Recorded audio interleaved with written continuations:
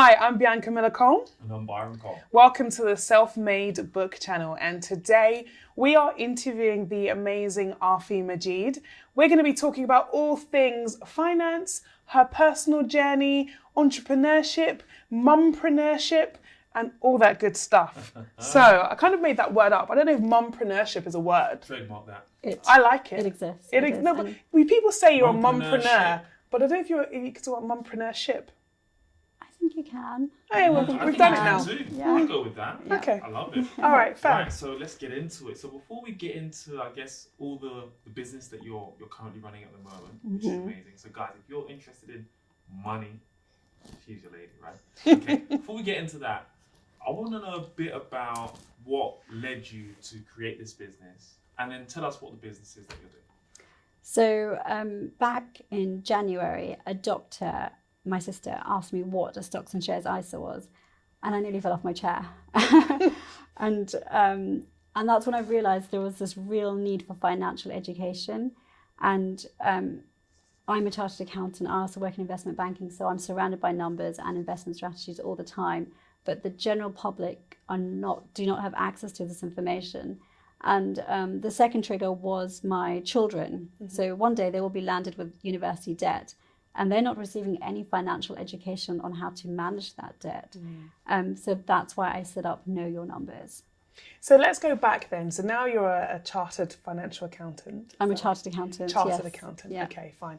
But what did you study? Did you always want to be an accountant? Were you that small child that just loved numbers? How did that go? No, I wanted to be a doctor, and I wanted to be a businesswoman. Okay. So growing up, I was really interested in business, and my parents, like most South Asian people, run corner shops. Okay.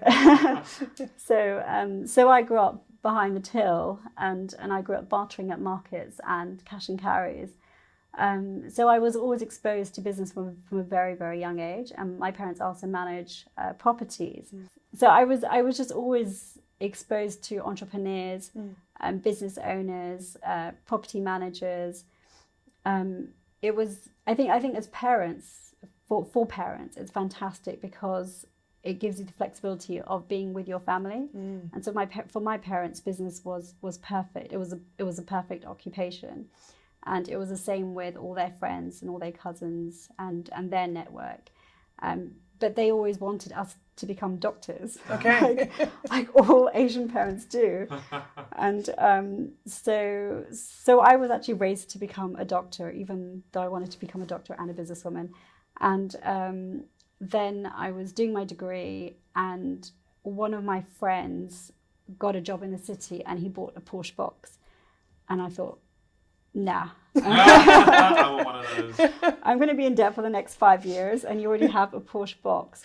And so then I decided to get myself a training contract, and I did that, and I moved into investment banking. Wow. Okay. Mm-hmm. And how did you feel about the investment banking world when you went into it? I loved it. Okay. I absolutely loved it. It was a complete change from what I was doing. So I was a very poor student beforehand. And then all of a sudden, as most students, yeah. And then all of a sudden, I was earning lots of money. I bought my first property, my first sports car, and it was fantastic. I loved it. It was brilliant. I loved the job as well. It was really, really interesting. What did you like about the job? So I was working with 2 high net worth families. And it was very interesting. So one were an American family, and one were a Middle Eastern family. And so I'd studied hedge funds, and I'd also studied Islamic finance. And I was able to apply Islamic finance principles to the hedge funds for the Middle Eastern family. And the other American family, how do I say it? It was... I learned a lot. So I learned how to look after them as clients. Mm-hmm. And back then you could only invest in a hedge fund if you had a minimum of 30 million. So that was the rule with our hedge fund at the time. So it was just super, super interesting. And then the people that I worked with as well were lovely people to work with. They had a very entrepreneurial spirit as well. So we launched a series of new hedge funds, and they all did incredibly well. So anyone that's looking to get into trading, what would you say to them? Because I have mixed reviews from people who are in that kind of world, from it's amazing to don't do it. Commodities trading is very lucrative.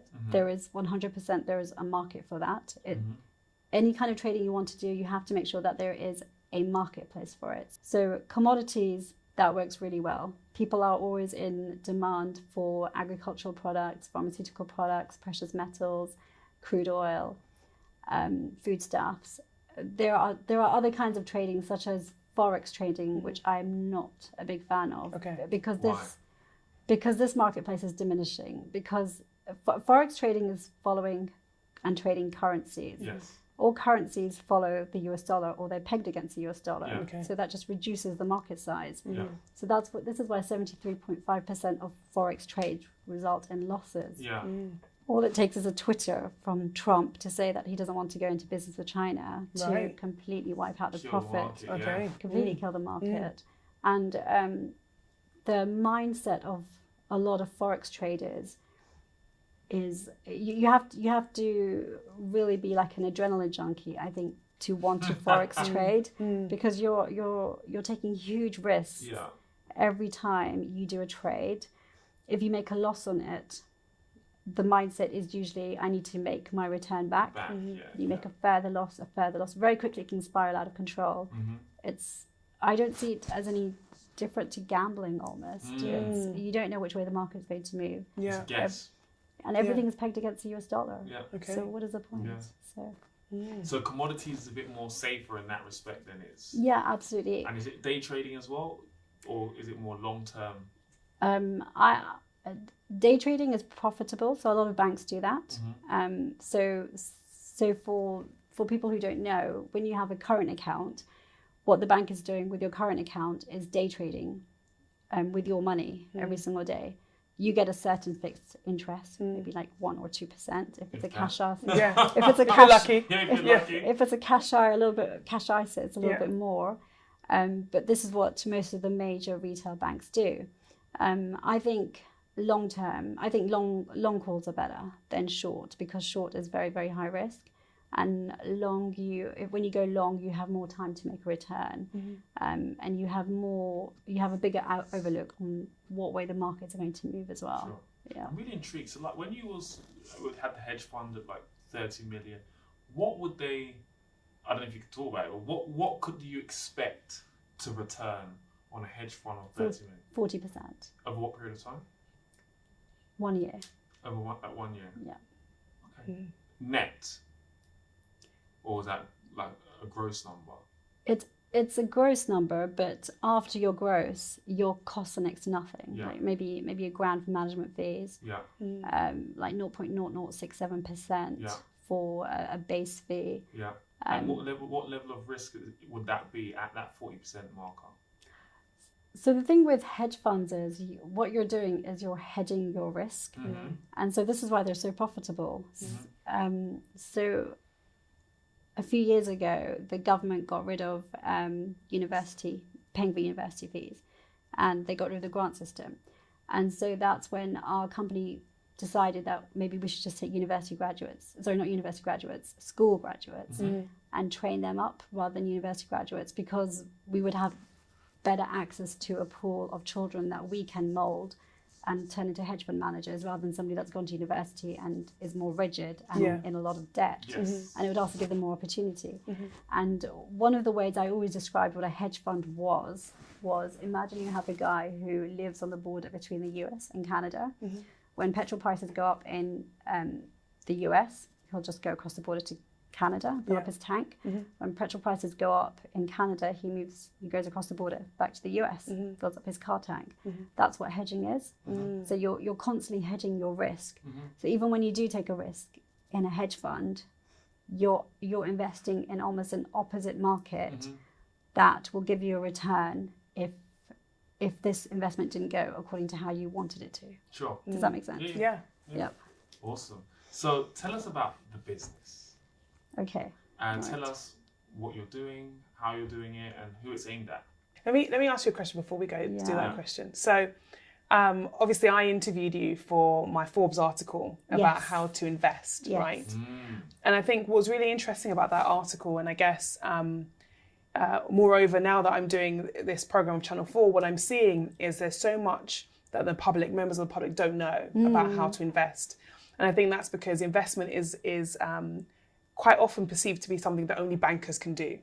Yes. Right? It's something that someone who's highly educated, such as yourself, needs to be able to do. And as an individual at home, it's a difficult thing to get into.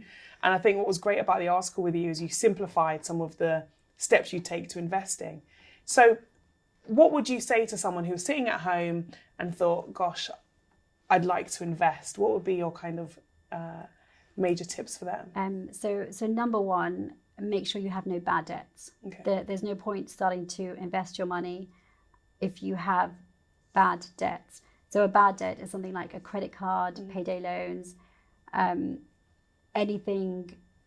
A mortgage is not a bad debt because ultimately it gives you a return on your investment. So it's an ROI, whether that ROI is a home for your family or it's a rental property. But bad debts like credit card debts, store cards, those can very quickly spiral out of control. So number one, get rid of all your bad debts. Number two, I recommend putting away 6 months worth of living expenses.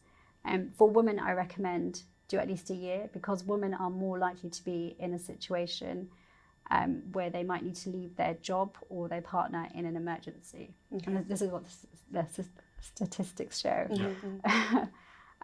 Once you have no bad debts and 1 year's worth of living expenses put aside, then you are 100% in a position to start investing. And this is where I recommend you look at how much money you make per month. You look at what your outgoings are and how much you can afford to start investing in. The first thing you must invest in is an ISA. And I'm not a big fan of cash ISAs. There are current accounts that will give you a better rate of return than a cash ISA will. So I would recommend a stocks and shares ISA instantly. You can invest £20,000 in a stocks and shares ISA every single year. If you don't want to take on too much risk, then there are a lot of platforms like Nutmeg, Moneybox, which will assess what kind of risk level you are, and they will not expose your investment to any dramatic levels of risk that you don't want it to. So you choose or dictate your risk profile on those types of apps? Okay. Yeah, they have bots in place. So this is artificial intelligence, and they will ask you a series of questions, and based on that, they will decipher a risk profile between 1 to 10 for you. So you can go low risk on a stocks and shares ISA.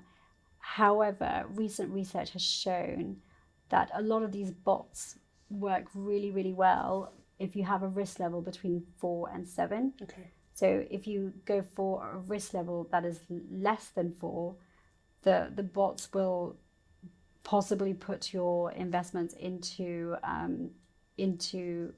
funds that make very poor returns because you don't want to take on too much risk. Sure. And then if you go too high risk, again, the algorithms don't seem to work. So if you have a risk profile between 4 and 7, use these platforms like Nutmeg, Moneybox, Wealthify, Wahed, and they will give you a good rate of return.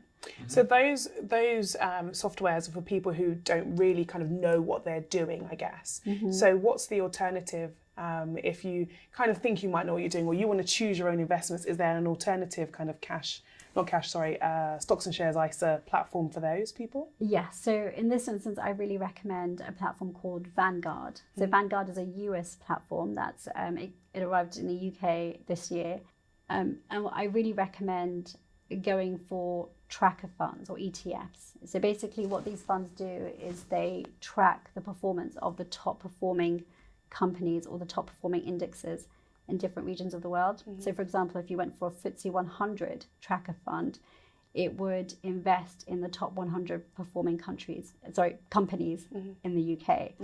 And similarly, you can go for a tracker fund in the Middle East, in Japan, Asia, the Americas, emerging markets, and And a platform like Vanguard has lots and lots of different options. They will show you the performance of their funds over the past 3 to 5 years.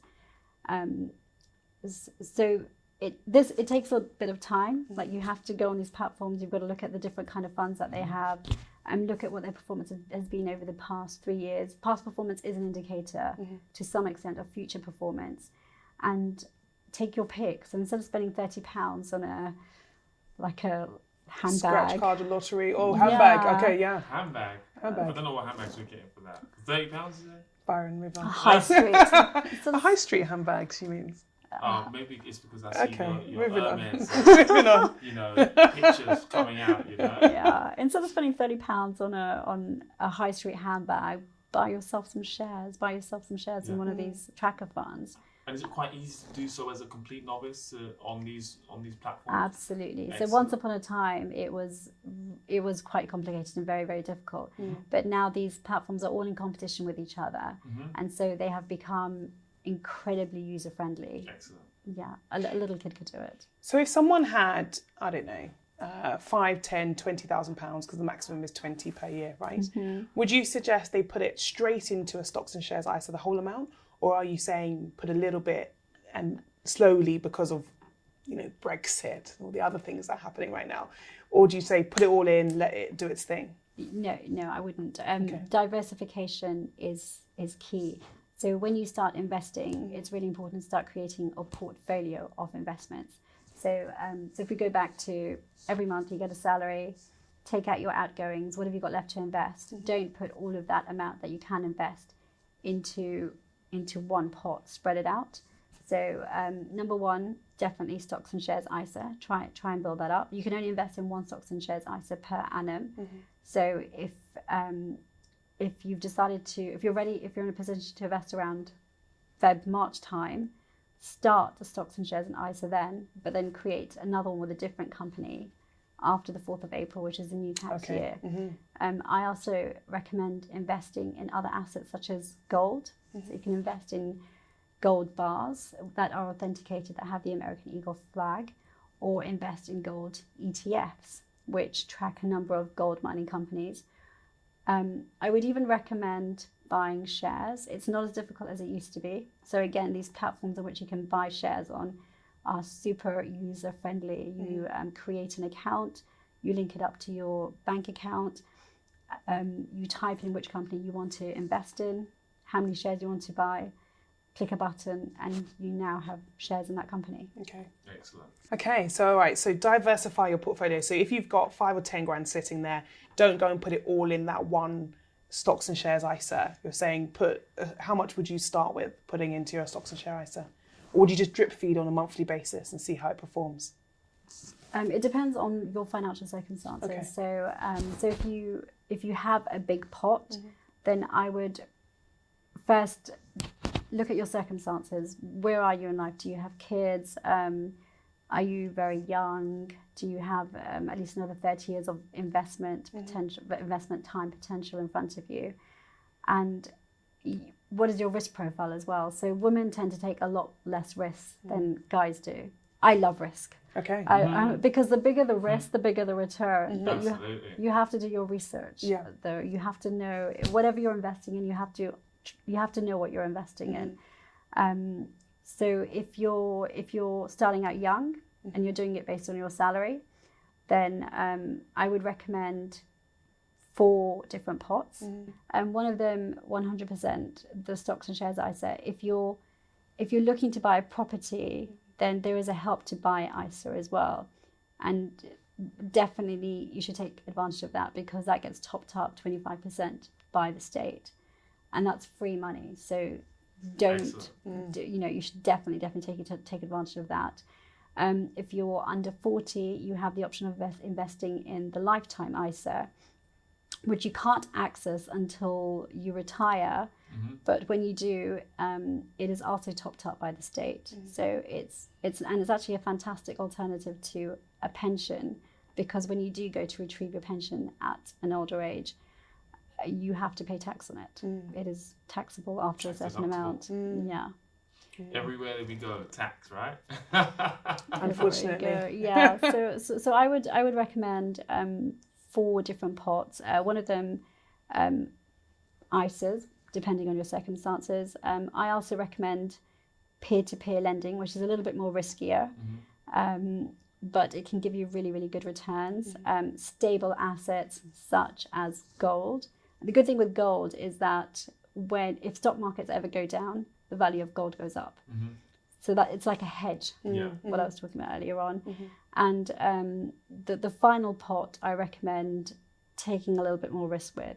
So only put the money into this pot.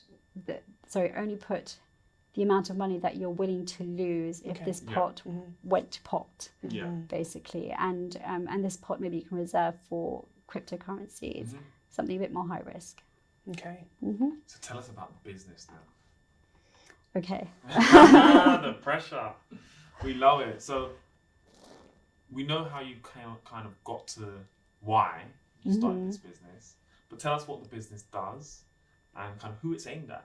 And tell us a bit more about, you're having these events or your first launch event coming up next month. Tell us a bit about how that would work and what that looks like for the future. Sure. So Know Your Numbers is a financial education hub. The first event is an introduction to investing, and it will go over stocks, the stock market, funds, passive investing, and cryptocurrencies. And then we'll do a series of workshops where we go into more detail. So the first one is a thorough look at investing on the stock market, how to do it, what key indicators you should look for, how to track performance. Another workshop on cryptocurrencies, because cryptocurrencies is the next big thing. This is the direction that we're moving in. I really believe in that. And then another one on funds, the different kind of mutual funds, ETFs, tracker funds, the different kind of funds that you can be investing in, and how these are great forms of passive investing. Then we'll also do workshops on how to manage your finances. The biggest cause for divorce in this country is money. And so I think a workshop on how to manage your finances as a couple is really, really important, because there's lots of different methods that you can use to no do one it. teaches you that, do they? You just, I know. So you're a lot of dropped into this world and you've got to learn yourself. Yeah, and a lot of people, a lot of couples don't even think about that. And sometimes one partner will think, oh, it's definitely going to be a joint account. Whereas the other partner, which is usually the woman these days, like, no. She wants her financial independence. Yeah. And so her mindset is, no, there's going to be a third account that we both contribute to. Yeah. And then it can very quickly all go to pot when you have children, and it's usually after children that divorce usually takes place. And a lot of the root of it is usually money.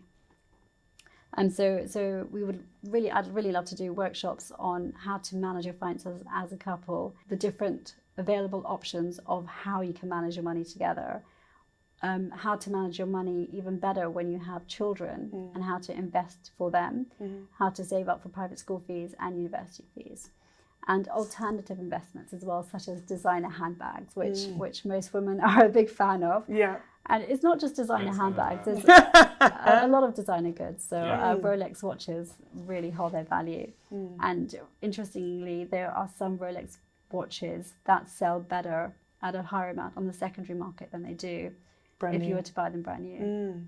Incredible.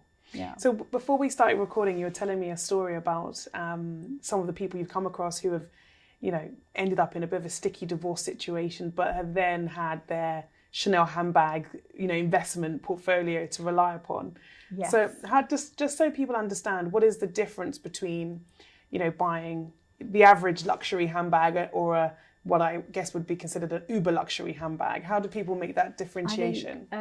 I think before you buy a designer handbag, I recommend you always go to the secondary market and see how much it will go for if you ever didn't want to have it in the future. And there's a lot of designer brands that charge thousands of pounds for their handbags, but if you go to the secondary market, these bags have got absolutely no value. On the flip side, there are some bags that actually hold their value, and Hermes, for one, increases in value. A Hermes bag at a Sotheby's auction this year went for $300,000 and which is amazing. How much would they have bought that for though? Just that as a... So this one was a 1970. So at the time It was like a crocodile one, wasn't it, or something? It was, it was a crocodile, and it was. So at that time, I don't think it could have cost more than 3,000. Really, gosh. So that's. It's an heirloom if ever you heard of one, right? But then in the 70s, $3,000 was a lot of money then. Was a lot. Was huge Yeah, of amount course, of money. of course. Yeah, of course. It was, but it's what a Hermes handbag is now. So Yeah. so these days a Hermes handbag is between 7 to 10K. Yeah. So even based on that, it's over time you look at that, that's 100,000. That's 100,000% increase in value. So quick note to anyone. Buy a handbag. Well, no, what we're saying, I guess, you're saying is there are elite luxury brands. So you're looking at the ones that essentially, the way I look at it is the ones that don't go into sale.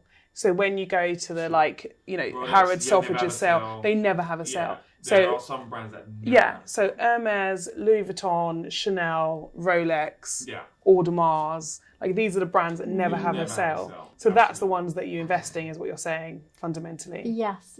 There are certain collections done by other brands such as Christian Dior that have really held their value as well. So, for example, the saddle bag by Christian Dior, that was really popular about 10 years ago, and all of a sudden it's come back in.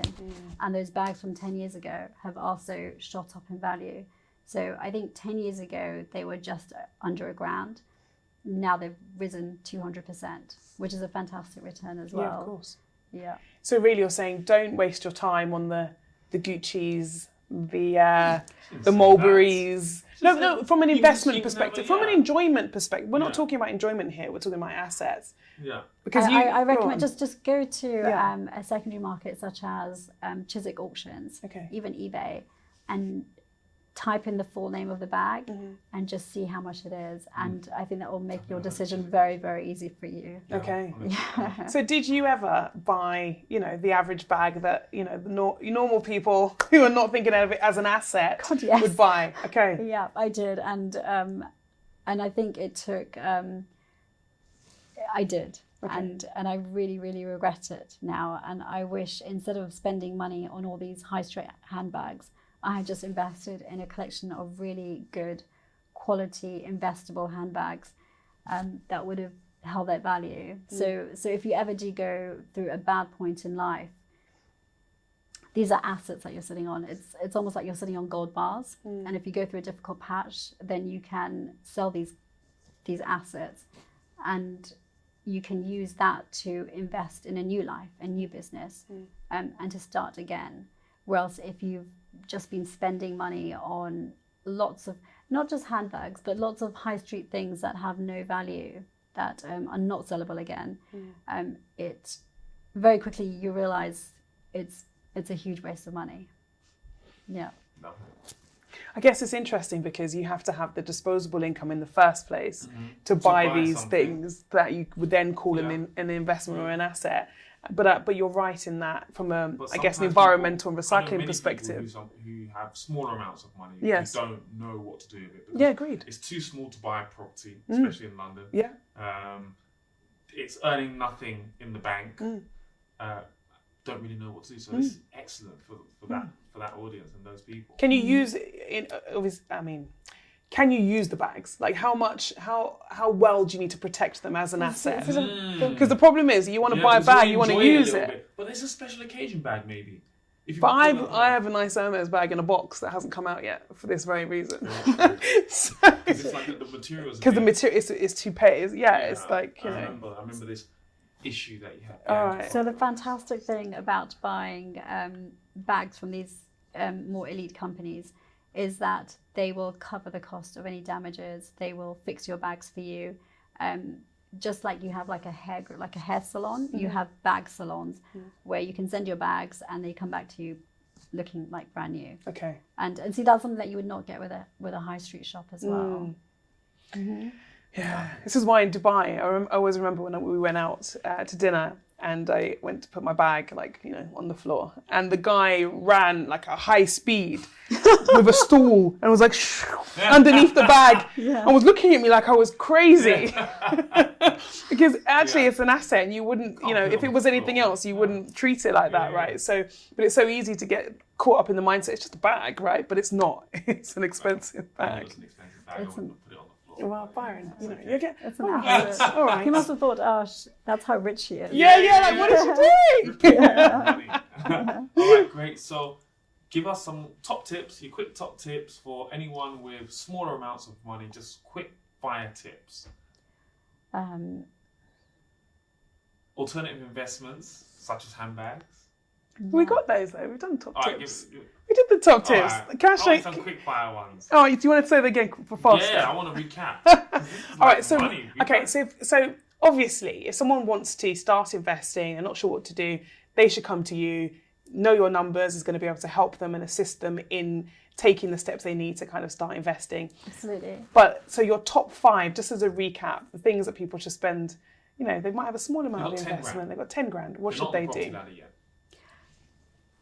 Number one, once upon a time, property was a very lucrative investment. Now, with all the additional taxes that you have to pay, unless you're incorporating your property into a limited liability company, it's not as lucrative as it used to be. However, there are lots of other options available to you. So number one, my top tip is, number one, is just never ever keep your money in the bank, because that will devalue your money because of inflation.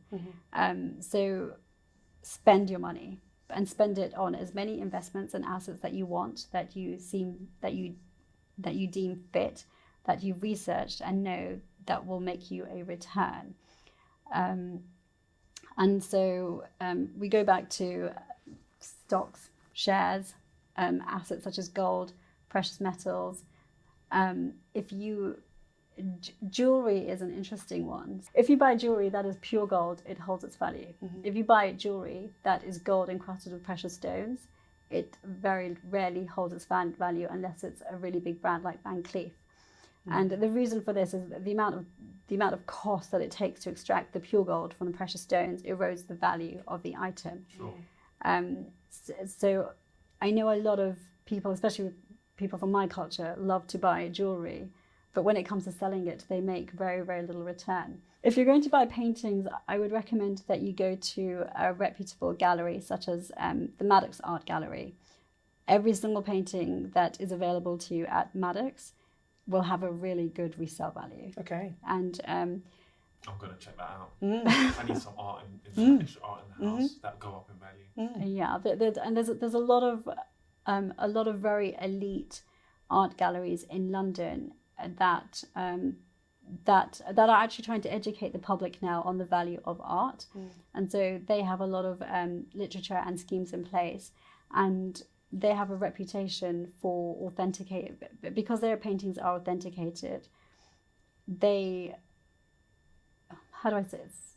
I know the Maddox Art Gallery is actually doing a fund for paintings at the moment. The minimum investment is £10,000, but it means that you get paintings, so you can enjoy the paintings in your home, but at the same time, they guarantee that they will hold the value, or they will go up in value. So that is also a fantastic investment. Yeah, Okay. sold. Yeah. So these are great alternative investments. So paintings, jewelry, and handbags and gold bars. Yeah, cool. I like those. Commodities. And commodities, yeah. So anyone who's looking to connect with you, where can they find you? The website is www.kyn.world. The Instagram is @kyn_world. I'm also on Instagram myself, and I am @LondonCityMum. So that's how you can find me. Excellent. Amazing. Thank you so much. I absolutely love this information. I genuinely think there are not just mums out there, but women and men alike who need to invest their money, need to think about how they're, using their money and there's lots of information out there that I think is not as accessible as it maybe should be. So there we are. So thank you very much for tuning in. If you need more information, definitely get in touch with Arfy at kyn.world. She will be there to support you and help you, and go along to the sessions, because there's nothing like getting educated face to face. You can watch as much online, you can read as many articles as you like, but actually meeting someone face to face and asking the questions that are pertinent to you is always going to be the best way of doing it, really, fundamentally. So there we are. Byron, thank you very much for tuning in. I've been Bianca. I'm Byron. And she is Arfy. Take care. Bye-bye now. Bye.